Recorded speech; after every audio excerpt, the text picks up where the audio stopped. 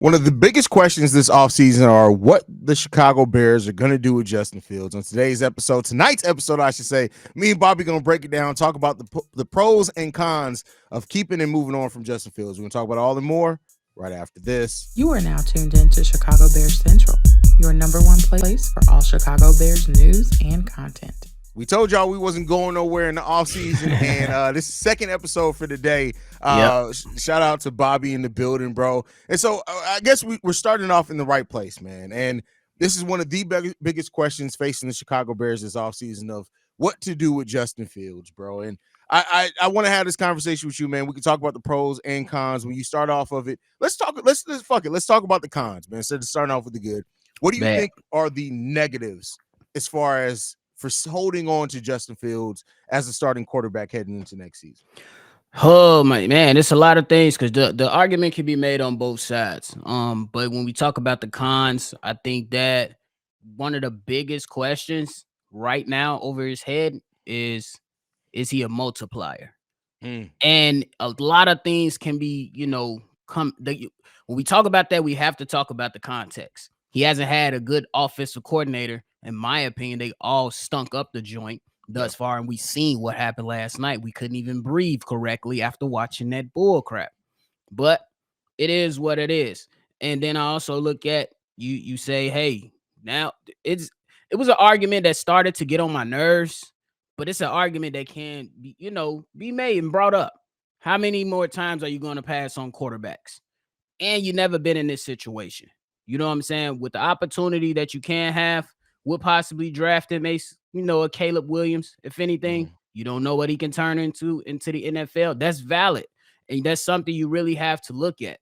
Another con that a lot of people like to throw up is the money. But I say that's a thing that goes on beyond this year. And I think that's the three biggest ones thus far when you talk about the cons, because we could be nitpicky and say, well, hey, does he really hold on to the ball long? We don't know yet, because the concepts that's been called or the way that they run routes, it hasn't been good. So terrible. Yeah, bro. But that'll be my three. I agree with you on most of those. I think, like, for me, the thing that I look at Justin Fields is one of the biggest cons is just the question of, will he develop fast enough to catch up with where the Bears are moving? And I think that's a fair one. When you look at, like, the Bears can literally draft a wide receiver, fix the offensive line potentially this year, and then at that point it's like, all right, well, now, Justin, we need you to progress at a fast enough level. Now, it's hard to answer that question with the trash he's had at offensive coordinators throughout most of his career, but I think that's a fair question to ask yourself, is he going to progress fast enough? But then outside of that as well, it's some of the decision making. Those late game turnovers, some of them absolutely are on bad calls, but some of them are just on Justin Fields. And again, that still kind of goes to me to some of the offensive line and problems like that. I don't think he's had enough time to be confident in the decisions that he's made at the NFL level, because he's been running for his life his whole career. But it still is a con that you have to look at. Those late game turnovers have been a consistent part of Justin Fields' game. Yeah, they hurt him a lot. And I also think another thing I want to bring up is the injuries. You know what I'm saying? Yeah, yes, he plays majority of the season, but the last few years he's been missing for at least 4 or 5 games in the season. So that's something you still got to consider. And then we know as he gets older, all the running ability that he has, he's going to have to, draw back on that. You really don't want to see a quarterback rushing for 1,000 yards or over 1,000 yards, putting himself in harm's way. And as we already know, the officials don't give a damn how you hit them. They're not going to throw the flag for him. They do not. Late game hits are a constant thing with Justin Fields, man. Our late play hits. And I think also, like, to piggyback off that, like, hell, we saw him make a great play with his legs, but then you could only be so happy with it because he immediately had to go back and get checked for a concussion. Now, he was only out for a play, but like, they wanted to evaluate him. Like, Justin Fields, the thing with me is that he showed an ability to make big passing plays with his arm in college. He hasn't done that yet at the NFL level. Now, there are reasons to that, but I think it'd be remiss to not act like there's not some bit of a concern of if that's going to come back. Because listen, dual threat quarterbacks, yes, we're that's the way the NFL is going. But in being a dual threat, that just means that you have the option to go both. You don't want to see him be a heavy run relying quarterback. As his career goes further, you want to see him be able to make those plays with his arm and the leg be a complement to that. And we just haven't seen that at the level that I thought we would at this point. But again, like I said, I'm not down on Justin Fields. We'll talk about the pros here in a second, but I think those are some of the biggest cons that you got to look at with Justin Fields. And you have to also ask yourself, and this is outside of it, did the Bears ruin Justin? Because at the end of the day, like, instincts are a thing. And we've now made his instinct to almost be, I have to run because if I don't, I'm about to get destroyed. Facts. I think that was a great point too. Because when you bro, like I said, this whole thing when you talk about pros and cons, if we can really nitpick a lot of stuff. We could bring Yeah. up the record that he has as a player, but we know that that's a team thing. You know what I'm Yeah. saying? But it will be used against him in certain discussions. And I think that if you continue to look at these cons, it's gonna be a tough decision, bro. It's Yeah, tough, it and is. the dumbass coach didn't help him. didn't help didn't help the At all. argument. At all. At all. At all. Is that it on your cons? Are you ready to go to the pros here? Yeah, I think that's it on the cons for now. Let some come up later. Before we get into the pros, I gotta say this because this is something that came across today and it really kind of opened my eyes. Bears fans so often talk about, especially after the loss yesterday, about how the Packers have had Brett Favre, Aaron Rodgers, and Jordan Love, right? Yep. I think people forget all the quarterbacks they drafted between those. Let me just run this to you real quick, Bobby. 1998, they drafted Matt Hasselbeck. Okay. 1999, they drafted Aaron Brooks. 2002, they drafted Craig Nell. 2005, Aaron Rodgers. 2008, Brian Bourne. 2012, BJ Coleman. 2015, Brett Hundley. 2020, Jordan Love. Well, thanks for bro. That's what I'm saying. That's bro. Hey, I gotta give you your pat on the back for that one, bro. Give yourself one because when we do hear about conversations, they say the Packers went from Favre, Rodgers, and now Love. Yeah. But you provided the context that a lot of people miss out on. A lot of people don't ever include the context. You got to include that in most discussions, bro. That's it. Great. You gotta throw in the context with that. But with that said, so let's talk about the positives, the pros. What are your biggest pros for keeping Jordan Love? Jesus Christ, Justin Fields as the quarterback of the Chicago Bears. The progress, you can't deny it, regardless if you feel like it's not enough.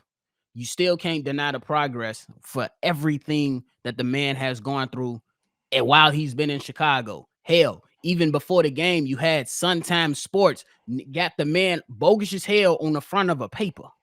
Yeah. Kneeling down, looking up at Flus. What type of common courtesy is that to this fella who's been battling through Chicago's his entire career? So I think that you look at his ability. He has made progress and went through the fire with all this stuff going on and still remained a man and a leader. He ain't really lash out the entire time. So you got to look at that. Then you got to talk about, hey, what if we do have a absolutely competent, doesn't have to be great, but competent offensive coordinator that understands, hey, I'm going to build around my player strength instead of trying to turn him into Aaron Rodgers, who plays a different play style, who is like a Hall of Famer for a reason. We don't know if Justin Fields can be that. So why wouldn't you try to work to your player strength? And I think I say the abilities, man. You look at all the abilities. He can make the deep throw. He can make those corner pocket throws to where you got the safety over top and the cornerback at the bottom. For people that's going to come on here and say that, no, he can't, I would say you don't watch film. So that's how I would look at that. And then obviously, I think the biggest thing is that he has the support of the locker room. If you see in situations to where Zach Wilson, somebody that was in his draft class, has completely lost the locker room. Yeah. Trey Lance could never grab his locker room in San Francisco. And this guy has had guys come out on his side and defending him. Former players from the Bears are still defending him. Roquan Smith pretty much, showed him a little love, didn't say too much, but he showed him a little love. And then newcomers like Montez Sweat came and vowed for him. TJ Edwards vowed for him. You got Cal and Chris Long, some guys that might end up in the Hall of Fame. at least Chris, come up and stick for him. So I believe that carries some weight. Yeah, I do. I think it does as well. And like you said, the improvement. He's improved, and I understand it. But you got to look. Only 13 games played this year. He passed for 2,562 yards, 16 touchdowns, 9 interceptions. He had a completion rate of 61%. Are those great numbers? No, No. but there are definitely improvements. And to Yeah. me, the thing that confuses me about Bears fans is they will say that Luke Getsy's horrible, but then still act like you don't give Justin Fields doesn't deserve a bit of a buffer for playing for a horrible offensive coordinator since he's been a starter here. The first year he didn't come in to plan to be the starter. I don't judge that. He was rookie. Some rookies get to sit. We just like, especially if you're going to talk about Jordan Love, he got to sit for 3 seasons Bruh. before starting. Exactly. 3. So He like better be all right.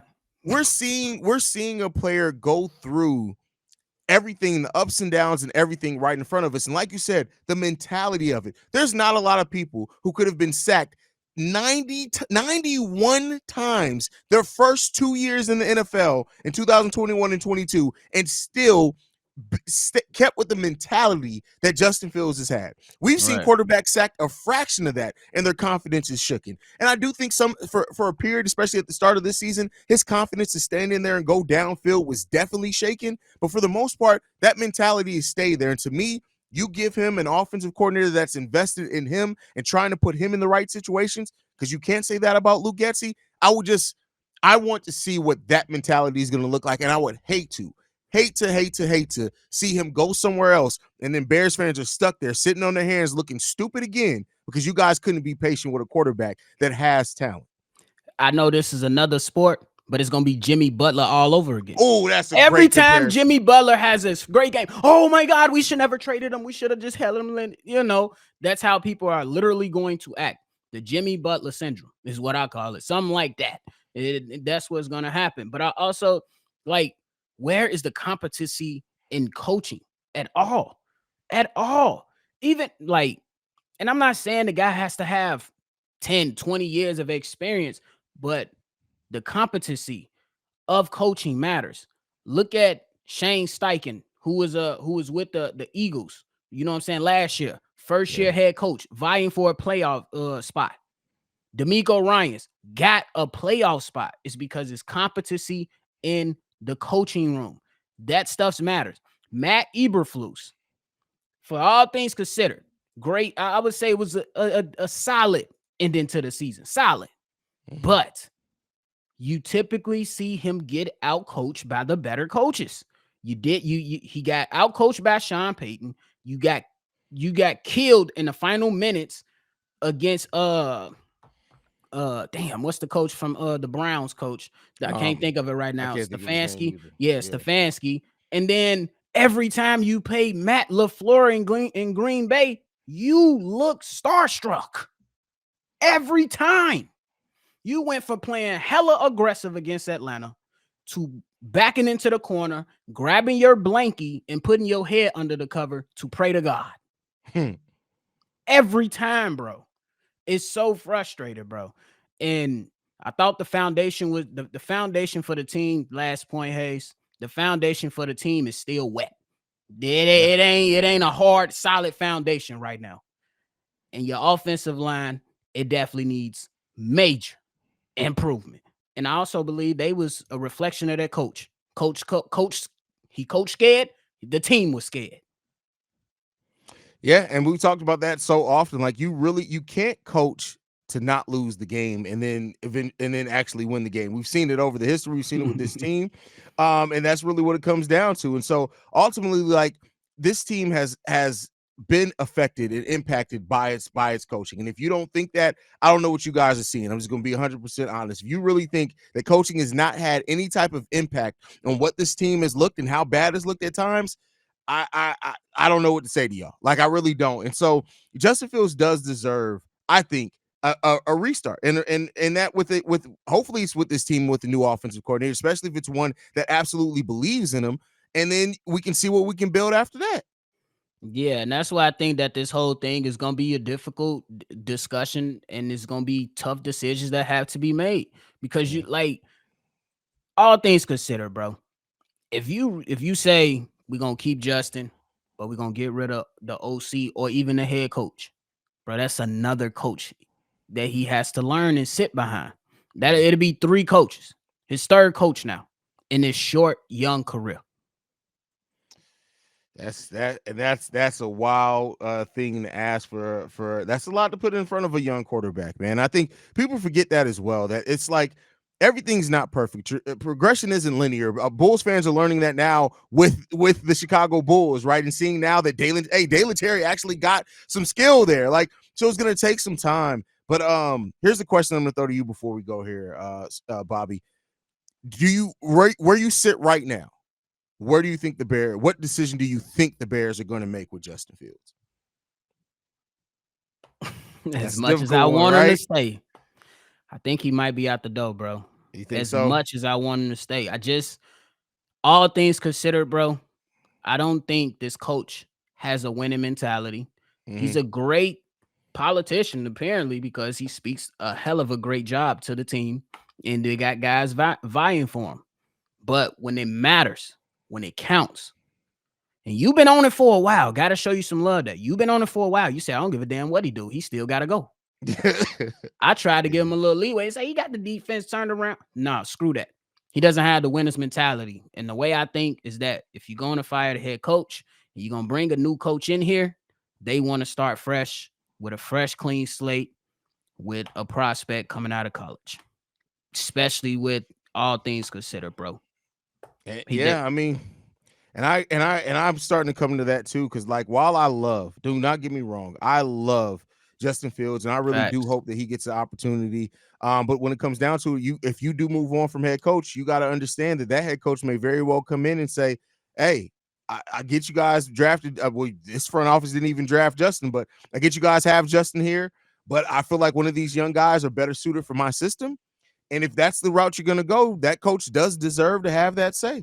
Yes. And one example is Brian Dable with the Giants. He did not want Daniel Jones. The ownership said, nah, you going to keep him. And look how that's working out for them. Yeah. You know what I'm saying? He got the greatest thing he can pull out of him in year 1. Year 2, he was back to same old Danny Dimes. And it wasn't no dimes. So I feel like a coach that might, if the Bears do go that route, a coach that might be coming in might be like, I don't want to touch that. I want my own guy that can learn my system, learn my language, and learn everything from the ground up. And it's going to be unfortunate. It really is, man. It really is, because it shouldn't have had to get here. This is where we find ourselves at, man. Let us know down below. What do you think of the pros and cons of keeping Justin Fields? And then we're going to keep this series going. We're going to be looking at some of the top quarterbacks in the draft going forward with that. And that's it, man. Bob, you got anything left before we get out of here, brother? Hey, y'all, I just want to give y'all a special thank you and a special shout out to y'all for supporting us during the season. All the love that we received these past 2 seasons covering the Chicago Bears, sharing our fandom, sharing our love, even share some stories with one another. We a family. We're going to keep on marching along. And Chicago Bears Central, we number 1 for a reason. And there's going to be more things to come as we continue to expand and grow. So thank y'all. Appreciate y'all. Absolutely. I definitely agree with Bobby there. It's been great for us for the growth of the channel, to have you guys around and everything. It's just been amazing to see what we can build here, but we ain't done yet. And we're going to keep pushing this thing out. Like I said, you guys are going to keep getting your content. You may even end up getting more content in the off season because of all the speculation and everything that we got to do around this team, man. But hey, that's it for C-Dub and Bobby, man. I'm Haize, man. Make sure you guys are following the show at Chi Bears Central. You can send us any feedback, questions, comments, concerns, ChicagoBearsCentral@gmail.com. And then if you want to leave a text message and our voicemail, which you guys have been going off, 773-242-9336. We the number 1 spot for everything Chicago Bears related. We out here. Chi-Town up, Bear down. Peace, y'all. This has been a presentation of the Break Media.